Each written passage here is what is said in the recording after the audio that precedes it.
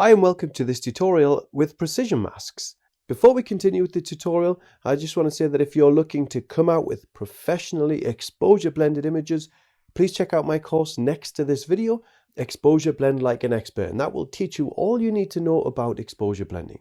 But if you want to go one step further and look at compositional techniques, more post-processing ideas, shooting techniques, and full workflows, then check out my most popular course, The Art of Photography, which is also next to this video. Now, to continue with this tutorial, as with most panels within Raya Pro, you can enable tooltips and run your cursor over the buttons and it will show you what each button does.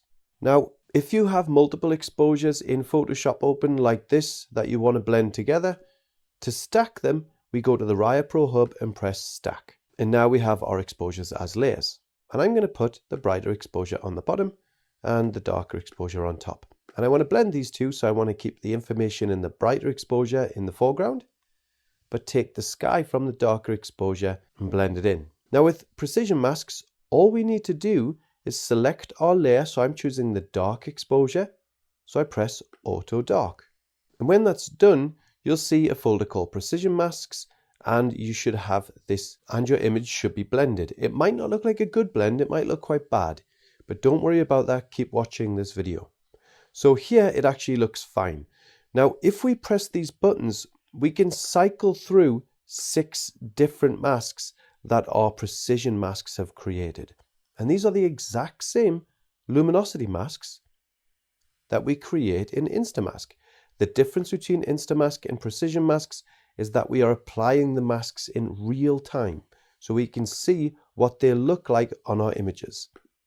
And I think for this example, the second mask works the best.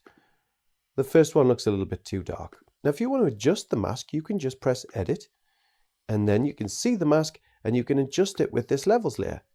You'll make it more contrasting, more targeted, whatever you like. Now I think the mask as it is fine, so if we're happy with the blend, we just press Select. And that's it, we've blended our exposures. Conversely, if we want, I'm going to call this background, we can blend our brighter exposure into our darker exposure. So just as we did before, we select our layer, and because this is the brighter exposure, I can press Auto Bright. And just as before, we have 6 options to run through. And I think personally, the best one is probably the first one. So if I'm happy with that, I can press Select. And there we go, we've brightened up the foreground. But what happens if your blend doesn't look as good as this, doesn't look as natural? Well, let me show you a different example. So now I have 2 cityscape exposures here. I can stack them just as before. And the dark exposure is really dark, as you can see. Now, when exposure blending, the most important step in this whole thing is preparing your raw files correctly. And I show you how to do that precisely in the Exposure Blend Like an Expert course and in Art of Photography. But there's also a workaround for that. The final result isn't as clean, it might be a little bit more noisy, but it's more automated, so it is a little bit easier. So I'm going to do exactly what I did before. I'm going to select my darker exposure and press Auto Dark. And you see the blend doesn't look anywhere near as good as it did last time. So what I'm going to do essentially is select, let's say I'll select Darks 1, make it an open mask. We're going to take most of the sky from the darker exposure. And of course I press Select. Now under there we have something called Fix Dark Blend. And the problem here is the darker exposure. So we want to fix that. All we do is press Fix and then just wait for Precision Mask to create 9 different layers. And that might take a few seconds. So that's finished running, and essentially what we have now is something called Dark Fix Temp. And we have, this is our original exposure. You see it says Original Dark Blend. So we've kept that, we haven't changed it.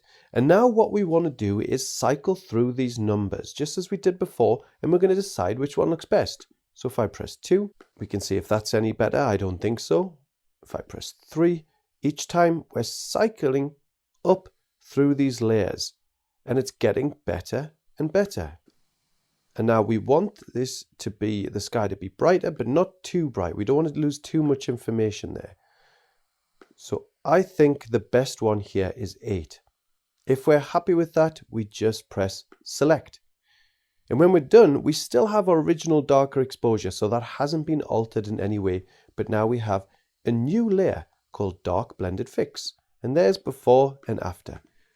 So we've blended our exposures naturally, quite cleanly, and fixed what would have been a very difficult blend.